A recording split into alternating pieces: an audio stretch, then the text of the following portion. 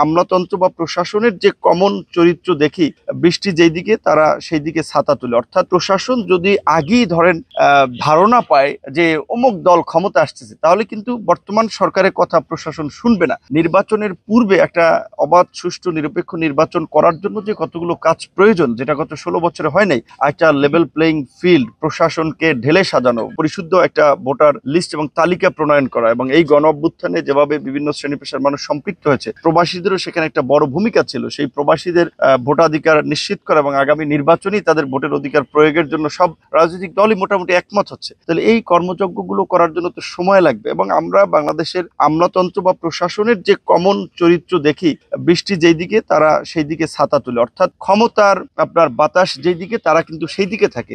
তো এই প্রশাসন যদি আগেই ধরেন ধারণা পায় যে অমুক দল ক্ষমতা আসতেছে, তাহলে কিন্তু বর্তমান সরকারের কথা প্রশাসন শুনবে না। ওয়ালটন এখন দেশের সীমানা পেরিয়ে পৌঁছে গিয়েছে 50টিরও বেশি দেশে।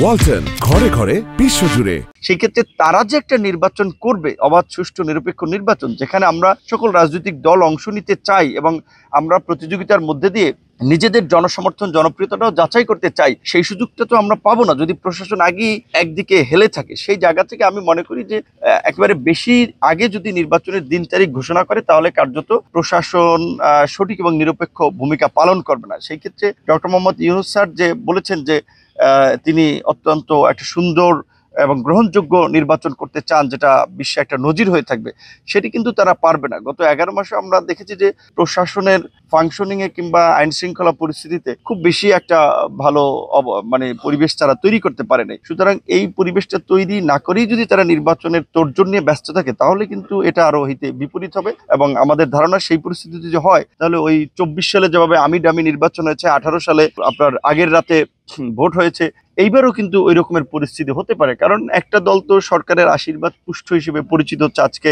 আপনারা শুনেছেন যে টিআইবি, যে দুর্নীতি বিষয়ক যে গবেষণা প্রতিষ্ঠান, তার প্রধান ইফতেখারুজ্জামান সাহেব যেমন বলছিলেন, এটা তো সবাই জানে যে আসলে এনসিপির প্রতি কার্যত সরকারের একটু পক্ষপাতদুষ্ট ভূমিকা আছে।